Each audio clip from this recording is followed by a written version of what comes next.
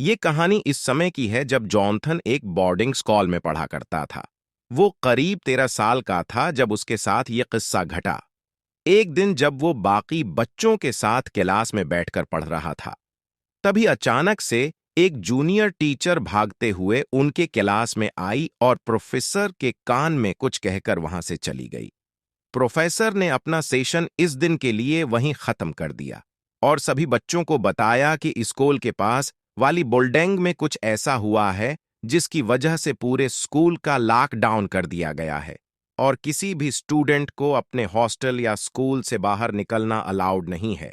असल में स्कूल के पास वाली बिल्डिंग में एक पागल सीरियल किलर ने कुछ लोगों का मर्डर कर दिया था और वो स्कूल के आसपास ही घूम रहा था।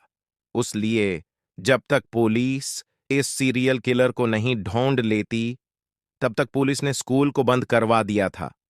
इस सीरियल किलर ने जिन भी लोगों को मारा था, उनका दाहिना हाथ उनकी बॉडी से गायब था। ये सारी बातें स्कूल के गार्ड ने एक सीनियर को बताई, जिसने पूरे स्कूल में इस बात का ढंढूरा पीट दिया।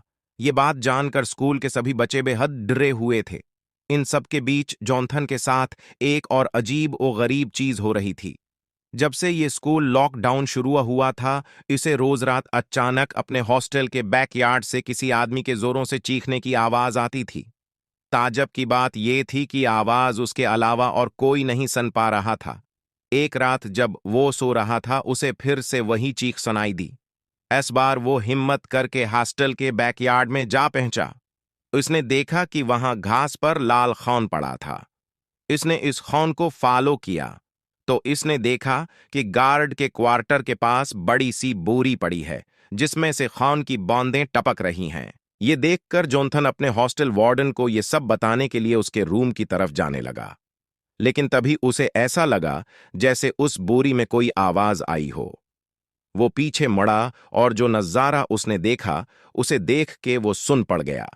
उस बोरी में से एक कटा हुआ हाथ निकलकर जमीन पर रेंगता हुआ उसके पास आ रहा था। 13 साल का जॉनथन ये देखकर बेहद घबरा गया और चीखते हुए वहां से भागा।